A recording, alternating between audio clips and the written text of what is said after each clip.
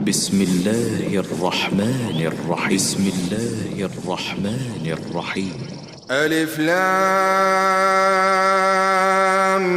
ميم را. تلك آيات الكتاب والذي أنزل إليك من ربك الحق ولكن أكثر الناس لا يؤمنون. الله الذي رفع السماوات بغير عمد ترونها ثم استوى على العرش وسخر الشمس والقمر كل يجري لأجل مسمى يدبر الأمر يفصل الآيات لعلكم بلقاء ربكم توقنون. وهو الذي مد الأرض وجعل فيها رواسي وأنهارا ومن كل الثمرات جعل فيها زوجين اثنين يغشي الليل النهار إن في ذلك لآيات لقوم يتفكرون. وفي الأرض قطع متجاورات وجنات من أعناب وزرع ونخيل صنوان وغير صنوان يسقى بماء واحد ونفضل بعضها على بعض في الأكل إن في ذلك لآيات لقوم يعقلون. وإن تعجب فعجب قولهم أإذا كنا ترابا أإنا لفي خلق جديد. أولئك الذين كفروا بربهم وأولئك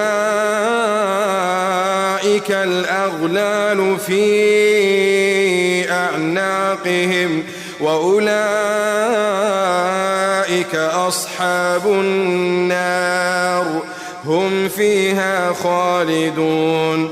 ويستعجلونك بالسيئة قبل الحسنة وقد خلت من قبلهم المثلات وإن ربك لذو مغفرة للناس على ظلمهم وإن ربك لشديد العقاب. ويقول الذين كفروا لولا أنزل عليه آية من ربه إنما أنت منذر ولكل قوم هاد. الله يعلم ما تحمل كل أنثى وما تغيض الأرحام وما تزداد وكل شيء عنده بمقدار. عالم الغيب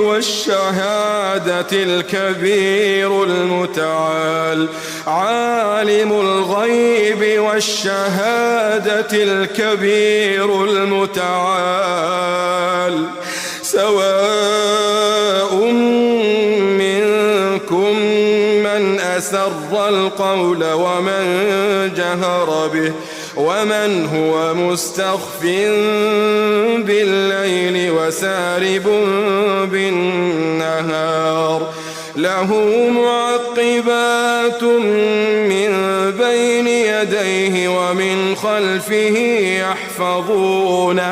يحفظونه من أمر الله إن الله لا يغير ما بقوم حتى يغيروا ما بأنفسهم وإذا أراد الله بقوم سوءا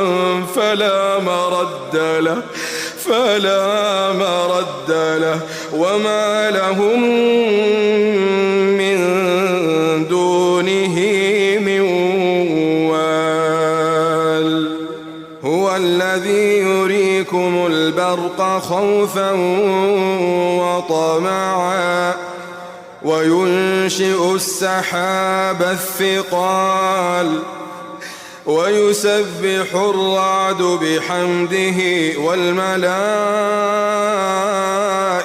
من خيفته ويرسل الصواعق فيصيب بها من يشاء